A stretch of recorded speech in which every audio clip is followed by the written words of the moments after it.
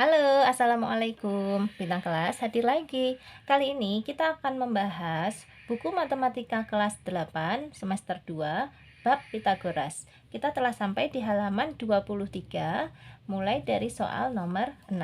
Langsung kita kerjakan ya. Nomor 6. Seorang atlet tenis mengajukan pertanyaan kepada wasit. Suara atlet mampu didengar wasit hanya pada jarak maksimum 30 kaki. Berdasarkan posisi wasit dan atlet tenis pada gambar berikut, dapatkah wasit mendengar suara sang atlet? Jelaskan jawaban kalian. Oke, jadi jarak antara wasit dengan atlet di sini adalah 24 kaki. Ketinggian wasit 12 kaki dan tingginya atlet 5 kaki. Kita akan menghitung jarak dari puncak kepala wasit ini ke puncak kepala atlet. Jika nanti kita temukan jaraknya adalah lebih dari 30 kaki, maka suara atlet ini tidak terdengar oleh wasit. Tetapi jika kurang atau sama dengan 30 kaki, maka suara atlet ini akan terdengar oleh wasit. Begitu ya. Nah, untuk memudahkan perhitungan, saya telah menggambar ulang situasi di soal nomor 6 ini. Nah, ini jarak dari wasit ke atlet adalah 24 kaki. Ketinggian atlet adalah 5 kaki dan ketinggian wasit adalah 12 kaki.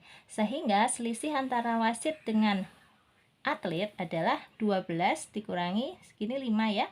12 dikurangi 5 yaitu 7. Nah, ini 24 kaki telah saya tarik garis sejajar di sini. Sehingga ini juga garis putus-putus ini panjangnya adalah 24 kaki. Sekarang kita telah memiliki sebuah segitiga siku-siku di sini. Nah, kalau kita gambar ulang seperti ini ya.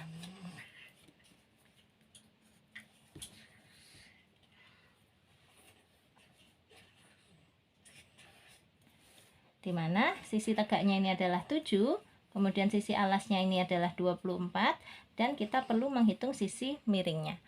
7 ini saya misalkan sebagai A, 24-nya ini saya misalkan B, dan sisi miringnya saya misalkan C. Nah, kita akan menghitung nilai C. C sama dengan akar A kuadrat ditambah B kuadrat sama dengan akar 7 kuadrat ditambah 24 kuadrat sama dengan akar 49 ditambah 576 sama dengan akar 625. Nah, akar 625 itu adalah 25. Jadi, panjang C ini adalah 25.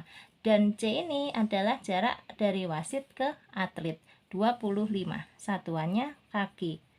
Sehingga dapat disimpulkan karena jarak wasit ke atlet hanya 25 kaki, maka suara atlet dapat didengar oleh wasit.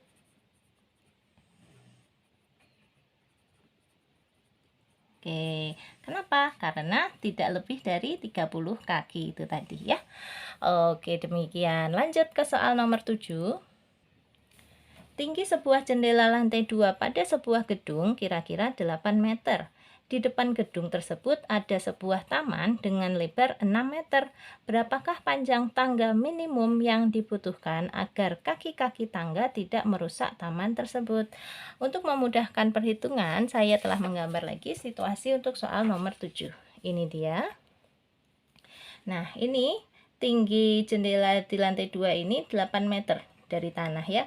Kemudian tamannya di sebelah sini adalah lebarnya 6 meter. Maka tangganya ada di sini. Kita perlu menghitung panjang tangga minimum agar tidak merusak taman ini. Nah, di sini sudah terlihat terbentuk sebuah segitiga siku-siku ya, di mana sisi tegaknya 8, sisi alasnya 6. Kita hanya perlu menghitung sisi miringnya. Jika digambar ulang seperti ini. Sisi tegaknya adalah 8, sisi alasnya adalah 6, dan kita mencari sisi miring. 8 ini saya misalkan sebagai A, 6-nya sebagai B, sisi miringnya sebagai C. Untuk menghitung panjangnya C, kita gunakan rumus Pitagoras. C sama dengan akar A kuadrat ditambah B kuadrat sama dengan akar A-nya adalah 8 ya, berarti 8 kuadrat ditambah B-nya adalah 6 kuadrat sama dengan akar 64 ditambah 36 sama dengan akar 100.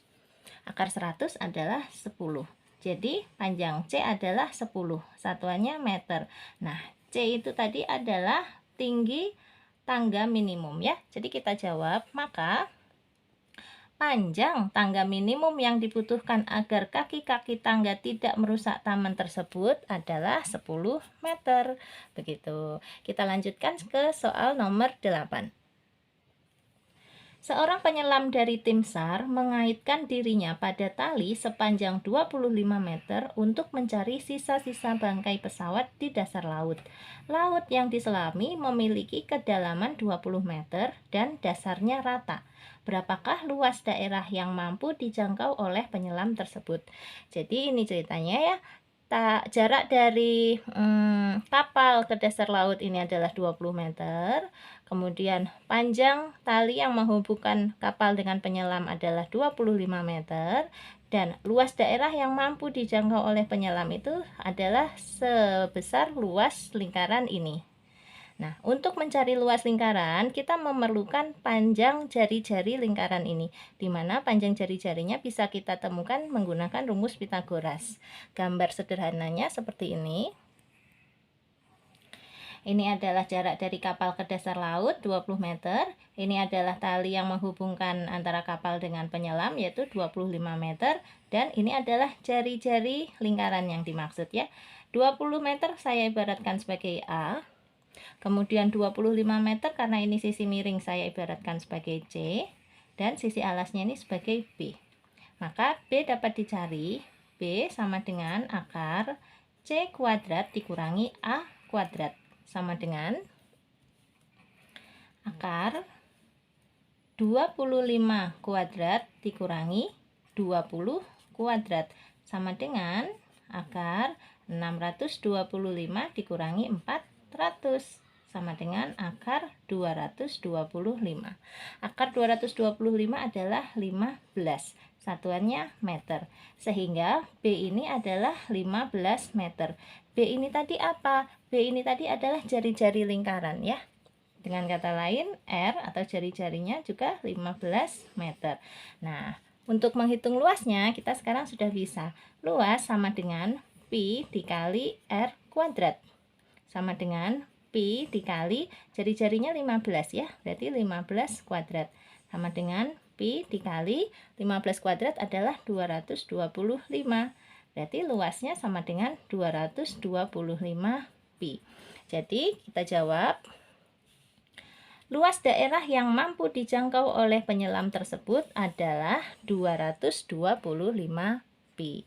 Nanti kalau adik-adik mau menjawab dalam angka, boleh ya, 225 ini tinggal dikali dengan 3,14. Satuannya meter persegi. Begitu. Lanjut ke soal nomor 9. Tentukan panjang AG dari bangun berikut. Oke, panjang AG itu yang ini. Sudah saya tarik garis di sini ya, AG. Nah, untuk menentukan panjang AG, kita harus tahu panjang AE dan EG. Panjang AE sama dengan panjang sisi-sisi yang lain, yaitu 10. Sementara panjang EG ini harus kita hitung dulu. Cara menghitungnya, kita tentukan dulu panjang EH dan HG, lalu menggunakan rumus Pythagoras. Untuk mempermudah perhitungan, di sini sudah saya gambar ulang ya. Nah, ini adalah EHG. EHG, di mana panjang EH adalah 10. Karena sama dengan panjang FG ya, 10. Dan panjang HG juga 10. Kita akan menghitung panjangnya EG. Kita ibaratkan 10 yang ini sebagai A, 10 di sini sebagai B, maka kita akan menghitung C-nya. Nah, C sama dengan akar A kuadrat ditambah B kuadrat sama dengan akar 10 kuadrat ya, ditambah B-nya juga 10 ya, 10 kuadrat sama dengan akar 10 kuadrat 100 ditambah lagi 100. 100 tambah 100, 200. Nah, bentuk lain akar 200 ini seperti ini. 200 itu diperoleh dari 100 dikali 2. Akar 100 adalah 10, akar 2 tetap akar 2. Jadi akar 200 itu sama dengan 10 akar 2. C sama dengan 10 akar 2. C tadi apa? C tadi adalah EG. Jadi panjang EG juga sama dengan 10 akar 2. Nah, kalau panjang EG sudah ketemu, AE juga ada, AE 10, EG 10 akar 2. Panjang AG bisa kita hitung. Kita gambar ulang ya. Di sini AEG. AEG. Panjang AE 10, panjang EG 10 akar 2. Maka panjang AG bisa kita umpamakan sebagai C, yang 10 ini sebagai A, yang 10 akar 2 ini sebagai B. Sehingga C sama dengan akar A kuadrat ditambah B kuadrat. Sama dengan akar A-nya 10. 10 kuadrat ditambah B-nya 10 akar 2. 10 akar 2 kuadrat. Sama dengan akar 10 kuadrat itu 100 ditambah 10 akar 2 dikuadratkan. 100 dikali 2.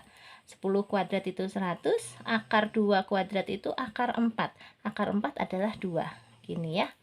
Sehingga hasilnya akar 100 ditambah 200. Berapa? 300.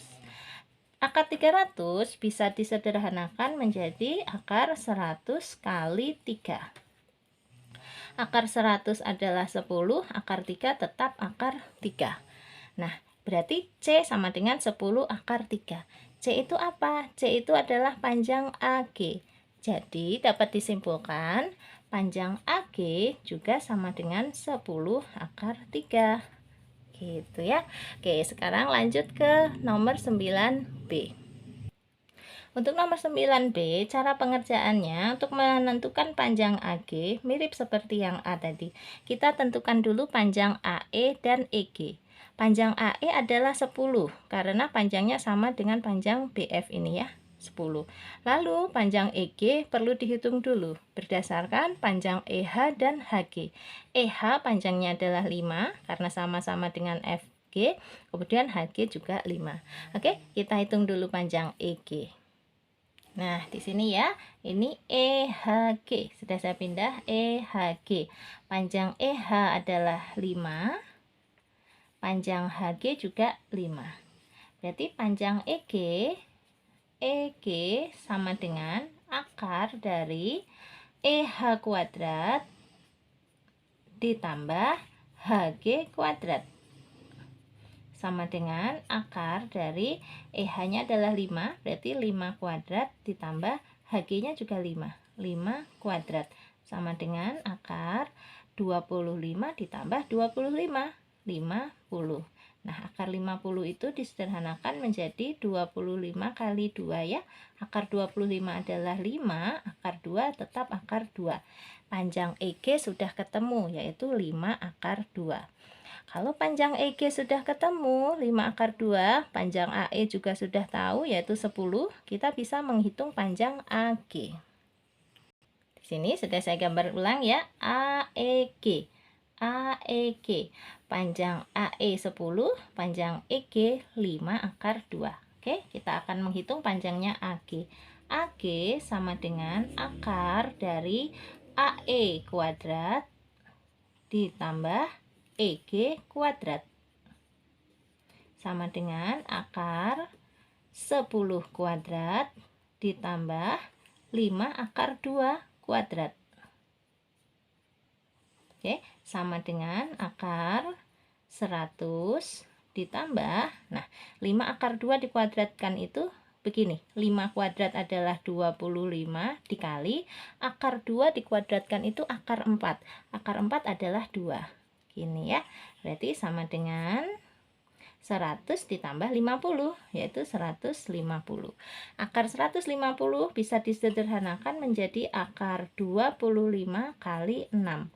Akar 25 adalah 5, akar 6 tetap akar 6. Jadi panjang AG adalah 5 akar 6. Oke, kita lanjutkan ke soal nomor 10. Bola A dan bola B digantung pada suatu kawat lurus seperti pada gambar di samping. Diameter bola A dan bola B berturut-turut adalah 8 dan 18. Jika jarak ujung tali L dan N pada kawat adalah 5 dan panjang tali L adalah 10, berapakah panjang minimum tali N agar kedua tali bisa sejajar dan bola tidak saling menekan? Oke, saya gambar ulang situasinya ini ya. Awalnya, ketika talinya seperti ini, kedua bola saling menekan, sehingga tali L ini tidak bisa sejajar dengan tali N. Setelah tali N dipanjangkan seperti ini ya, maka tali L sekarang bisa sejajar dengan tali N. Pertanyaannya, berapakah minimum tali N ini agar kondisinya bisa seperti ini? Dan bola A dengan bola B tidak lagi saling menekan. Gitu ya. Oke, kita hitung. Nah, di sini angka-angkanya saya beri dulu. Panjang tali L adalah 10. 10 itu dari titik sini ke ini ya, 10. Kemudian tadi diketahui diameter bola A adalah 8, maka jari-jarinya adalah 4. Lalu diameter ini ya, diameter bola B adalah 18, maka jari-jarinya adalah 9. Jarak dari tali L ke tali N adalah 5. Ya, di sini saya tulis 5. Nah, kemudian sudah ini tali L-nya 10 sudah. Lalu di sini kalau kita lihat ini jari-jari A ke sebelah sini sama ukurannya dengan jari-jari A ke sebelah sana ya. Berarti sama juga 4. Sementara jari-jari B ke sini juga pasti sama dengan 9. Semua jari-jari kan ukurannya sama dalam satu buah lingkaran ya. Berarti ini juga 9. Jadi total dari A ke B adalah 13. Oke, kita gambar ulang ya situasinya. Nah, di sini saya beri tambahan. Tadi jarak dari tali L ke tali N itu yang sebelah sini ya, 5. Nah, ini hanyalah saya tarik garis sejajar dengan garis yang ini ya, 5. Sehingga di sini panjang tali N yang dari ujung atas sampai ke sini saja adalah sama dengan panjang tali L, yaitu 10. Tambah lagi nanti di sini sepanjang jari-jari tali A, yaitu 4. Berarti sudah 10 tambah 4. Nah, yang perlu kita ketahui, yang kecil ini ya, panjangnya berapa nanti? Oke, kita hitung dulu. Di sini kita sudah menemukan sebuah segitiga siku-siku. Di sini siku-sikunya dengan panjangnya ini adalah 5 dan sisi miringnya ini adalah 13. Kita hanya perlu menghitung sisi tegaknya ini. Untuk mempermudah, sudah saya salin ya segitiga siku-sikunya ini. Nah, ini dia ya. Ini panjangnya 5 dari A ke anggaplah ke titik T ini ya. Dari A ke T ini 5. Kemudian dari titik T ke titik B ini adalah belum tahu. Nah, ini yang perlu kita hitung. Dan panjang dari A ke B ini adalah 13, yaitu 4 ditambah 9. Oke, sekarang kita hitung panjang garis TB. Kita misalkan 5-nya ini sebagai A. Kemudian 13 ini karena sisi miring kita anggap sebagai C. Kita akan menghitung panjangnya B. B sama dengan akar C kuadrat dikurangi A kuadrat. Sama dengan akar 13 kuadrat dikurangi 5 kuadrat. Sama dengan akar 169 dikurangi 25. Sama dengan akar 144. Akar 144 adalah 12. Nah, jadi panjangnya B adalah 12. B itu adalah TB. Panjang TB adalah 12. Nah, kalau di gambar ini, dari titik sini nih, T ke B adalah 12. Padahal sudah ada jari-jari sepanjang 9. Berarti sisanya ini adalah berapa? 12 dikurangi 9, yaitu 3. Sehingga panjang keseluruhan tali N ini bisa kita hitung di sini 10 ditambah 4 ditambah lagi 3, yaitu 17. Kita jawab ya. Maka di sini panjang minimum tali N agar kedua tali bisa sejajar. Panjang minimum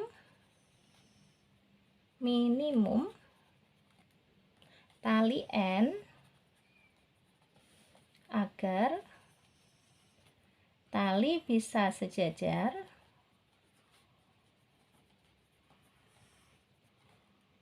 dan bola tidak saling menekan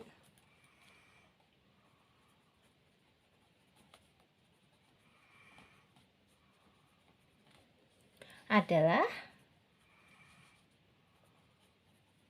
ya 10 ditambah 4 ditambah 3 17 tanpa satuan tadi ya di soalnya. Oke, demikian ya soal kita kali ini. Terima kasih, selamat belajar. Wassalamualaikum.